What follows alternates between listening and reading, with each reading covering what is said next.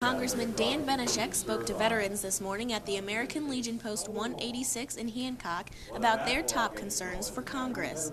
Though many topics were discussed, the main concern was the lack of veteran care services provided locally. Eye care. They don't have the machines to test for eyes. X-rays. They don't have a lot of the X-ray equipment we need. It's in the local hospitals, and that's their concern.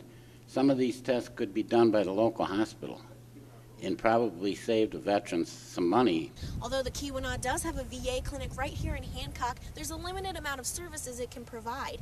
Veterans say they're concerned about having to drive all the way out to Iron Mountain, and in conditions like today, they say that's just not always a possibility. The VA hospital in Iron Mountain has the equipment available to provide those services that veterans may need, but many of them have disabilities that don't allow them to drive. They say it's a hassle and is inconvenient to have to make arrangements to travel to Iron Mountain. In the event of an emergency situation, they need to know that they're covered at local hospitals. Congressman Benishek agrees. Finding out what the regs are now for allowing more of that fee-for-service stuff to happen right in your local community would be the good first step for me to understand that better and, advocate for that to happen, more often. Knowing the regulations for fee-for-service claims would be a step closer to vets receiving certain services at local hospitals. We got to be working harder to make it easier for our veterans to get care locally.